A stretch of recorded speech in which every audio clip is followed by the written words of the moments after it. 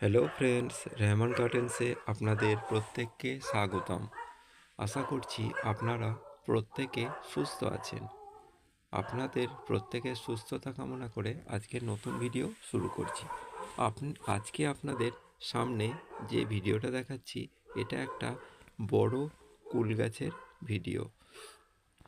এই গাছটাকে আমি আপনাদের সামনে আগে দেখিয়েছি, তবে ফুল ধরার পর ছোট ছোট যখন কুল ধরেছিল তখনও দেখিয়েছি। এখন দেখুন গাছটা কি সুন্দর বড় বড় কুল হয়েছে। এই কুল গাছটা জাতটা খুবই একটা ভালো কুল গাছের জাত।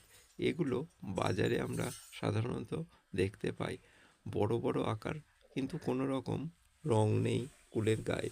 বিভিন্ন রকম কুলের জাত বর্তমানে বাজারে ছেয়ে গেছে, তবে এটা সাদা রকম দেখতে হয়। এর মিষ্টতার পরিমাণ খুব বেশি আর ফলনের পরিমাণ অত্যাধিক বেশি।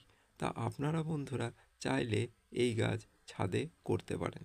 দেখুন কত বড় একটা গাছ একটা ছোট বালতিতে, ভাঙা ছোট বালতিতে, হাফ বালতিতে রয়েছে। তবে মাটির পরিমাণ যে বেশি আছে তাও কিন্তু নয়। তবে এই কুল গাছটার বয়স 1.5 বছরের একটু বেশি। খুব ছোট বয়স থেকেই এই কুল গাছ ফল দিতে সক্ষম যদি গাছটি গ্রাফটিংয়ের হয়।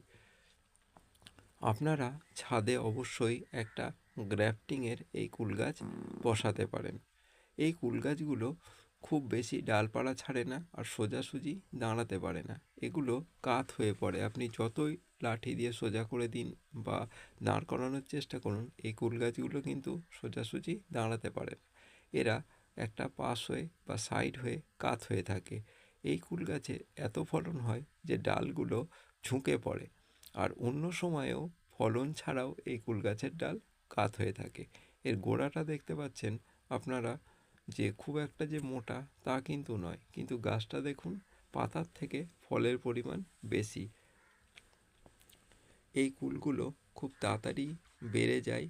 এই 1 মাস হয়নি আপনাদের দেখিয়েছি ফুল থেকে কুল হওয়ার পর কেমন।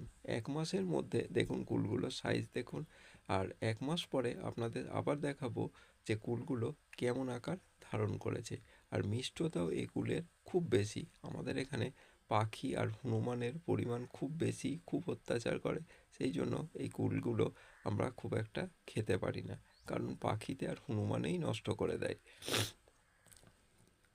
আজকের ভিডিও যদি আপনাদের ভালো লাগে অবশ্যই সাবস্ক্রাইব করে পাশে থাকবেন, আর ভুল হলে কমেন্ট করে জানাবেন। ধন্যবাদ বন্ধুরা।